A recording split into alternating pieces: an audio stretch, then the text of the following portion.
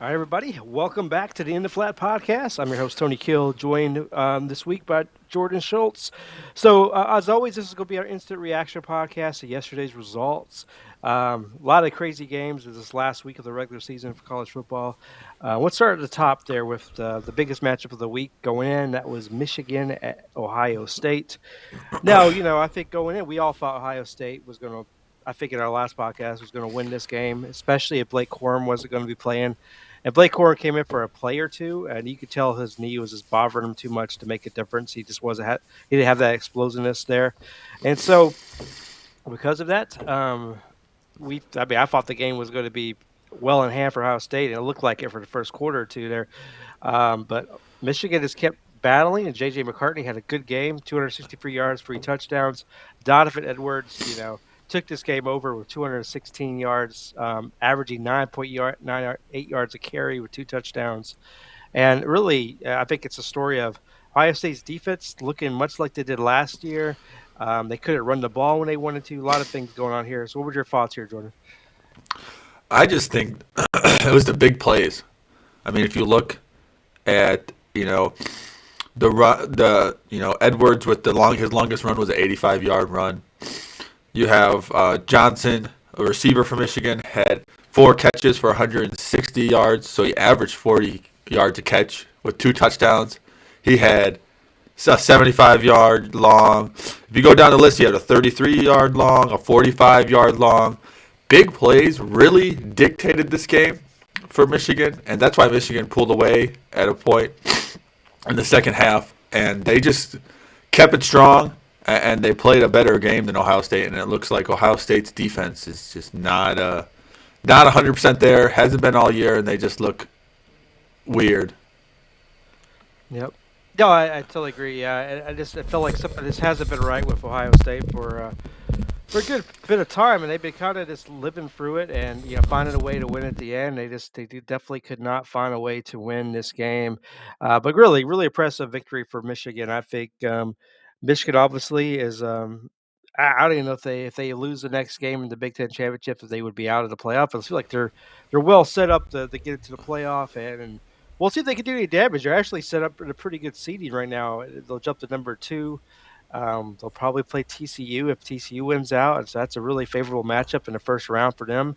And so they might find themselves playing for the national championship against whoever the winner of Georgia, whoever they play ends up being. So pretty really good season here for Michigan. All right. Let's talk about the other big contest of the week. That's Notre Dame going to USC to play the Trojans. Obviously, me and Jordan here are Notre Dame fans. We came in, we fought like Notre Dame would be able to win the line of scrimmage and slow this game down and kind of grind this game out. But Caleb Williams had other ideas there. I mean, overall, he had a pretty decent game with 232 yards passing, a touchdown, and added 35 more yards on the ground. But there were so many interesting plays throughout this contest where felt like Notre Dame had him in the backfield. He scrambled for 15, 20 yards to make a 10-yard pickup or find someone down for the first down. Austin Jones, their running back for USC, had a great game as well. I think Caleb Williams kind of solidifies himself for the top of the Heisman list. That's what I saw a lot from the media on Twitter as well. Notre Dame, I don't think nothing to be sad about this one. That their offense finally played well with Drew Pine throwing for over 318 yards and 3 touchdowns. Their defenses could have stopped Caleb Williams in this game, and so I think going into next year, I think Notre Dame has some things to work on. USC, looks like they're primed to make the playoff if they can just win their next game, which looks to be Utah in the Pac-12 championship. So, Jordan, what were your thoughts on this game? Yeah, like you said, no, you hit it on the head. It was all Caleb Williams, all game. If they couldn't stop Caleb Williams, he extended plays, and we expected to see that all year. I just thought maybe Notre Dame would be able to get him down, but if you look at it, he's like Patrick Mahomes of college football right now, like making plays, extending plays, running around, getting those crazy throws, and just looking like a different kind of quarterback than a lot of player or teams have seen. A lot of teams we watch right now, C.J. Stroud doesn't do that. and he does it sometimes, but he has glimpses of it. Bryce Young did that, and I think that's what really got USC to advance in this game and win comfortably, is because they had that quarterback that can just scramble and make those big plays. And they just Notre Dame's defense just looked it looked different than what we saw the last two games, letting up Williams just run around the field the whole game, but also just USC's rushing game. Jones had 154 rushing yards in this game. They just couldn't stop USC's offense at all. And like I said, C.J. Stroud had 3 rushing touchdowns he added this game. And if you watched, I think his second or first one, where he just faked the whole defense out. He pulled the ball at the exactly right time and just went and walked into the end zone. And C.J. Stroud right now, C.J. Stroud, Caleb Williams right now. I know before we were on the podcast, I don't know if he's going to be who's the favorite is right now, but like Tony was talking about, he looks like the favorite. All he can do, I mean, he can punt the ball too, 60-yard punt.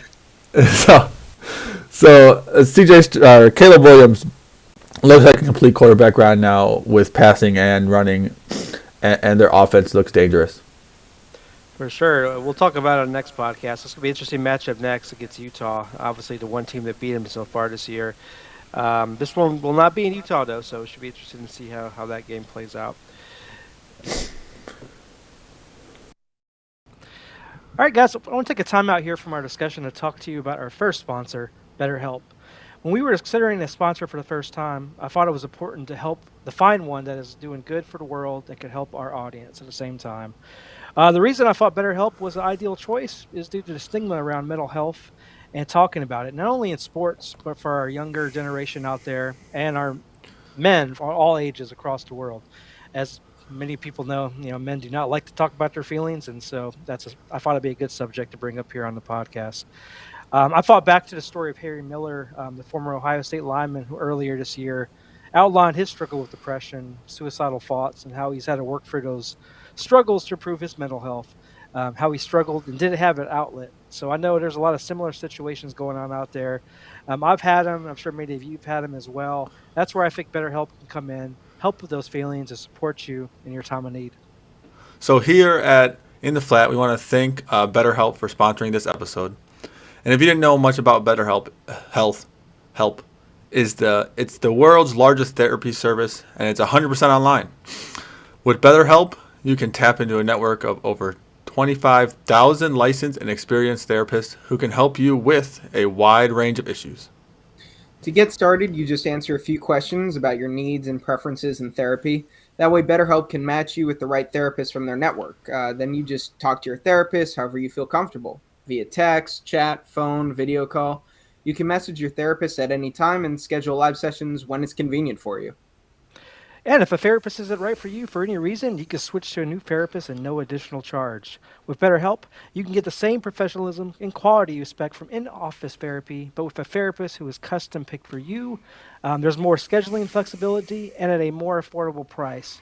If this sounds like a solution you need, we are working with BetterHelp to offer you, our listeners, 10% off the first month of therapy when you sign up using our URL, betterhelp.com//in-the-flat. You could also see that here on our screen. Again, that's betterhelp.com/in-the-flat.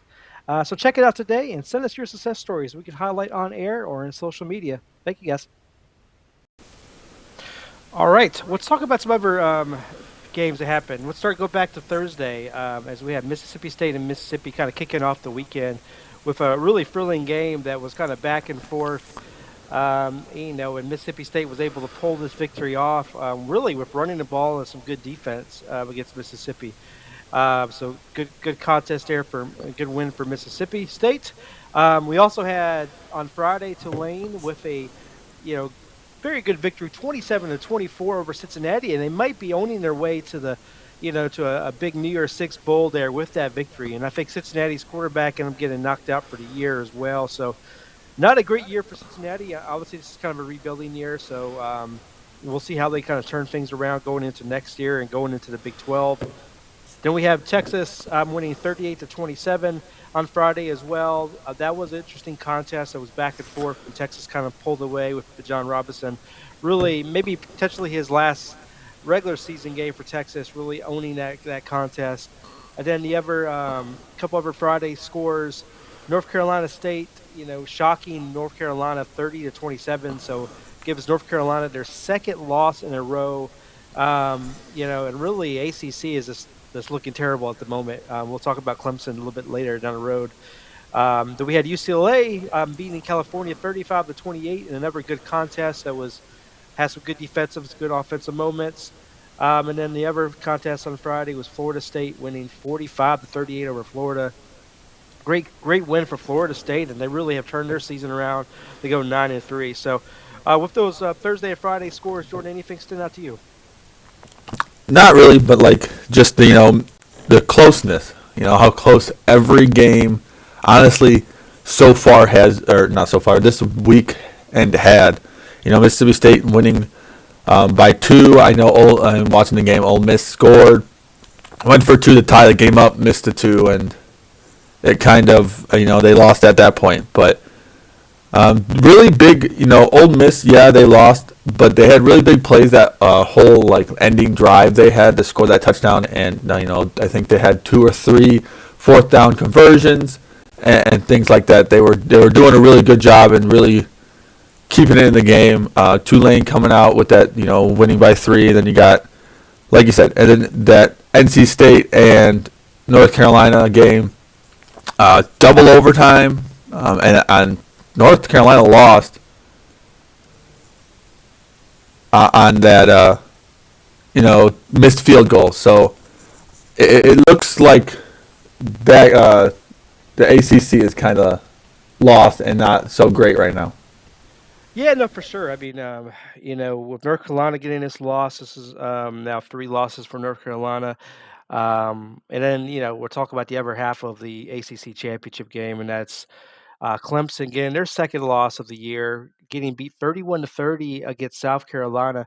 This is the South Carolina team we thought might have a chance this year to look like this. And overall, I don't think they had a bad season. If you think about where South Carolina has been the last few years, going 8-4 with a couple of good victories over Tennessee and Clemson, this is ended up being a really good season for them. Spencer Rattler finally is starting to show what we thought he could be. That's 360 yards and 2 touchdowns. Had a couple bad picks, but you can't really hold that to him against too much. He was trying to make some plays out there.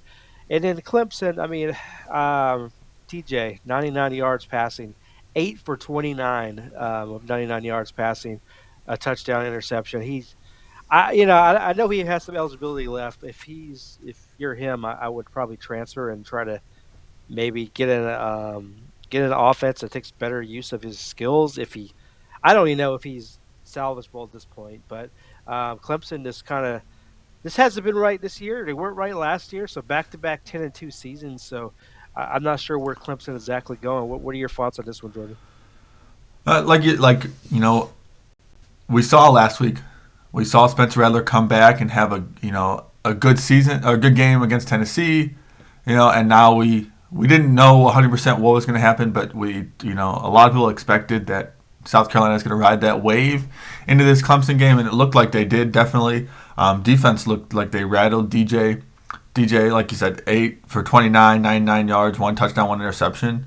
It did. If you look at the score line, it didn't look like this game should be close. They couldn't, Clemson couldn't pass the ball. They just looked kind of not the Clemson we've seen the last couple of years, and DJ just looked bad. I'm surprised he wasn't pulled at some point in that game, but they were winning for most of that game. So big props for the turnaround for South Carolina with the big win last week against Tennessee, and now this 1-point narrow victory over Clemson, which is big morale booster going to the end of the season, pushing into bowl season, and then pushing into next year, and maybe seeing next year that we have a Spencer Rattler we have seen before, and he's kind of turning around his season and turning around his career and ending of all of it. But Is big he win. eligibility for next year? He's a junior. Is he? Okay. I wasn't sure if he was. I guess he won't be going pro. Yeah, I guess that makes sense to stay if he is a junior. Okay. Well, it's good for South Carolina. I think they can actually build on this, like you said, and I think they have a chance. Hopefully they get some more transfers, more wide receiver and offensive line transfers. They people might get excited to play with Spencer Rattler next year, and maybe they can see what he could do as a more well-rounded team. All right, let's talk about some of the non-close games yesterday. So yeah, James Madison, 47-7 over Coastal Carolina. I was surprised to see that score. Obviously, I did not watch that game, but that was not a close contest there for Coastal, and their magical season of last year seems very far away at this point. Um, Georgia beat Georgia Tech 37-14. This game was close for the first half, and I think Georgia finally decided they wanted to play this game in the second half, and they blew out Georgia Tech in the second half. Alabama showed up. They won 49-27. I really thought Auburn was going to play better than this game. I mean, they did score 27 points, but they defensively just couldn't do anything to stop Alabama. So Alabama keeps their very, very slim playoff hopes alive there. Utah, beat a very lethargic Colorado team, 63-21, Utah clinching their way into the Pac-12 championship game. Penn State, beat up on Michigan State 35-16. So not a close contest there. I was hoping Michigan State put up more of a fight, but really they haven't really put much of a fight this year, so not a surprise there. And then one that I guess is not surprising, but it was surprising to us. We all picked Vanderbilt. Tennessee won 56-0. I guess Tennessee was very upset about that. Giving up so many points to South Carolina the week before. I'm surprised. I really Vanderbilt had been playing really good, so good win for Tennessee. The win in that contest. So any thoughts on those blowout victories there? Anybody stand out to you, or any thoughts you want to talk about there? No, not really. I thought Auburn would put more of a fight. I think they would want to finish their season better. Yeah, they scored 27, but honestly, was it? It feel like they shouldn't. It wasn't that close of a game. Early, the first half was a blowout. Alabama scored 21 in the second quarter, 14 in the first, and they just kind of rolled after that and just kind of put their foot down and just kind of waited, like ran the game out. But we did see though that Alabama's defense is kind of not as good as we thought they would be. Really undisciplined team in general. Alabama is 11 penalties this game. A lot of things like that. They really couldn't stop the run on for Auburn. Auburn had two players over 100 rushing yards. So that, but not really. I mean, the games ended and games happened. The blowouts, we expected a lot. Except that Vanderbilt game, we thought they would be able to, compete with Tennessee right now, especially losing their top quarterback. So right now, I think a lot of the games that were not close probably weren't supposed to be close in general, but not a lot of big implications for a lot of things though. If you look at the scheme of everything. Yeah, for sure. Yeah, I kind of looked into that Tennessee game, and Joe Milton, their quarterback, only threw for 147 yards. This was definitely a running attack of Tennessee, where they had two players with over 130 yards rushing. They had another player with 79 yards rushing. So definitely a great rushing attack for Tennessee. And then Vanderbilt, their quarterback, A.J. Swan, threw for 79 yards. So I don't know if it was just a great defensive performance by Tennessee or if Vanderbilt just really came back down to earth a bit. But, yeah, again, good victory here by Tennessee. All right, let's talk about the Oregon State, the Civil War. This was a good contest. I think Oregon, put up a lot of yards. I mean, Bo Nix had over 327 yards passing and two touchdowns. Noah Whittingham had 81 yards rushing. But, Bo Nix did not get it going on rushing the ball. He only ran the ball three times. I don't know if that's because of his injury or if that's just how the defense, operated against him. But Oregon State, if you look at their offense, their quarterback only threw for 60 yards and had two interceptions. If you were to tell me before the game that their quarterback, Ben Goldberson, would go 6 for 13 for 60 yards and two interceptions, I would have told you, oh, man, they're gonna lose this game pretty badly. But they won. And that's due to their defense and special teams. That defense of Oregon State has played well all year. I mean, they're probably the team that put up the best fight against USC this year. And they gave up a lot of points obviously in this game, but they made plays when it needed to happen. So, what are your thoughts here on the Civil War? Um, I mean, you hit it on the head. I mean, it's the huge game, especially for both teams. I'm pretty sure Oregon State scored 28 unanswered points to end this game. Um, I saw that a lot of I think Oregon's last 3 drives were plays or downs. Our last 2 drives were ended with going all the way 4 downs and out. I know they did one that was in their territory. They led up, and then that team, Oregon State, scored. There was a muffed punt. The punter dropped the ball. He fumbled it. They scored. Oregon State scored off that. Um, it looked like I don't know how it happened. I don't know how you let a team score 28 points. You're up by a ton to let them score. And like you said, they slowed down. I feel like Oregon slowed down after that and just had a average game. They looked like an average team. Didn't look that great in the second half. And that's what really made Oregon State pull this game out and somehow get this victory where most of us probably didn't think Oregon State was going to win this game. Yep, no, sure. All right, let's move ahead to the last couple scores here. So we had TCU beating Iowa State 62-14. So, good thing I did not go with Iowa State. I would look really terrible with that pick if I did. But good contest there for TCU. I think they're really solidifies themselves into the playoffs. Kansas State will be playing them in the Big 12 championship as they beat Kansas 47-27. Good victory there for Kansas State, who's just been rolling the last few weeks. That's going to be a really good game next week, TCU and Kansas State. So I'm interested to see what that one looks like. Then late last night, we had Washington beating Washington State 51-33. The Washington State team just could not pull this one off. Washington has been really looking good. Michael Penix Jr. had another good game there for Washington. And then a Battle of Unranked, I just wanted to mention it because it was a late game last night. But Texas Tech beat Oklahoma in overtime 51-48. Dylan Gabriel for Oklahoma put up a lot of yards, 449 yards, 6 touchdowns. But that defense of Oklahoma and Brett Venables has continued to play pretty terrible. Texas Tech is now 7-5. And it's Oklahoma 6-6. So I think Oklahoma ended up being one of the worst teams in the conference, if not the worst. So any thoughts on those games there, Jordan? No, honestly, I expected TCU to dominate. I think they want to show. They wanted to have a big showing against a team for this. They want to get that more looked at for that college football playoffs. They want to stay in the race. I mean, they're in the race. I feel like.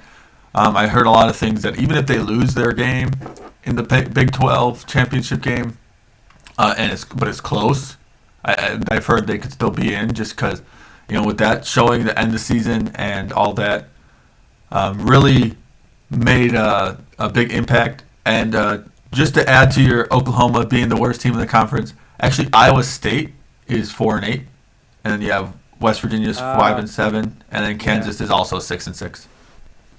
All right, well, they're not the worst, I guess. So good for Oklahoma. All right, the last game that we haven't talked about yet was Texas A&M and LSU. Texas A&M upset LSU behind really some offensive fireworks. This is the team you would have thought Texas A&M would have played like all year. But obviously they did it, and they won it 38-23. This game wasn't close for most of the game. LSU just looked terrible in this game. This is how LSU kind of looked at the beginning of the season. Any thoughts? Any surprise? Are you surprised with this outcome, Jordan? I kind of am. I thought LSU would be rolling. Texas A&M's been down and out. I just don't know what it was, but I think Jimbo was like, guys, if you don't win this game, I'm going to get fired. Yeah, I know I'm going to get all this money, but I don't want to get fired yet. And I think that was his mentality going into this game, is that if he loses this game, I think being 4-8 would have not looked good. I don't think the boosters would have wanted that. I don't think anyone would have wanted that. And the big thing is, I don't think now with this loss for LSU, it knocks them out of college football playoff contention. Even if they win SEC, I don't think they're going. Yeah, with the 3 losses they have right here, does not help at all. And they just kind of looked. I don't know. I don't know what it was for them. It might just be Brian Kelly not being able to finish a season. and we've seen that multiple times. Or I've just seen that somewhere. Texas A&M just finished the season strong and showing. I don't know. I don't know if Jimbo wanted to keep those 5-star recruits because I have seen some transfers already so far from Texas Yeah. A&M. So I just, there's a lot in this game, but I think just being at Texas A&M really helped them win this game. It's so hard to play there, no matter how bad the team is at that point. It's just a hard place to play. I just thought LSU would have a better performance in this game. Yeah, and if I'm not worried, if I was a Texas A&M fan, is that they look good offensively in this game, so that's going to tell Jimbo I don't need to make any changes in the offseason. I have my quarterback now, Connor Wingman, and I finally got him going, so I don't need to make any changes. And then they go back into the next season with the same mindset, and the same things happen again over and over. So hopefully, even he still goes into next year with hopefully hiring an offensive coordinator to take the play calling from him, because I think that's what he needs. I don't know if that's what he's going to do though. All right. Let's talk about. There's a lot of coaching news that's happened over the last day or two. Let's start with FAU. They fired Willie Taggart after 3 seasons. Uh, Man, what happened to Willie Taggart? Right, he was on a really nice trajectory there. Took over Oregon and jumped it over to Florida State, and he almost ruined both programs. I don't know. He was on a you know really high trajectory. I think he was really well respected. I just don't understand what happened. Because he did really good at Western Kentucky for those 3 years he was there. He did good at South Florida. He did, pretty decent at Oregon, but then he just fell apart at Florida State, and it's been downhill ever since. So we'll see who FAU hires next there. Arizona State is expected to hire Kenny Dillingham, which is the Oregon offensive coordinator. Uh, Interesting hire. I think if I was Arizona State, I would have hired someone with a lot more head coaching experience, someone that can come in and is like really be the mature person in the room to help build this program back up. But Kenny Dillingham, he's good with the offense. He was good with Bo Nix, so you got to think he could at least get that offense going there in Arizona State. So we'll see how he does. Um, Lane Kiffin told his team he's staying at Ole Miss and he's not leaving for Auburn. And the rumors out there at Auburn is that I think we talked about it weeks ago that we thought this probably was what they're going to do, but Hugh Freeze looks like the target there at Auburn, and so um, we'll see if Hugh Freeze ends up being the one that is hired at Auburn over the next couple of weeks. Colorado has offered Deion Sanders the head coaching job. Man, I just think Deion Sanders will get a better first big Power Five job at Colorado. That's probably the worst job in the Power Five level. But I think he feels like he can just get, as long as he gets a chance anywhere, he'll end up using a springboard. I honestly think Colorado should hire someone that wants to kind of grow into the role and build that program. I don't think that somebody should come in and use it as a springboard. But again, that's my opinion there. Let me see if there's any other. I don't know. Have you seen any other moves out there, Jordan? Not really. I think you hit them all in the head. I mean, Oh, yeah. David Shaw. David Shaw. Oh yeah. Um, David Shaw late last night resigned from Stanford after losing 35-26 to BYU. He announced his resignation after 12 years. He said he would thought about it over Thanksgiving break and really felt like, probably doing a disservice the way of losing the last few years, and so he resigned. He did a really good job. I mean, considering all the standards that Stanford has there, and for years they were really a power out there in the Pac-12, but they could have keep that going long term there. So yeah, I think that's all the head coaching changes right now at the moment. There could be some late breaking ones coming today. The other one I wanted to mention is that Purdue advanced to the Big Ten championship game.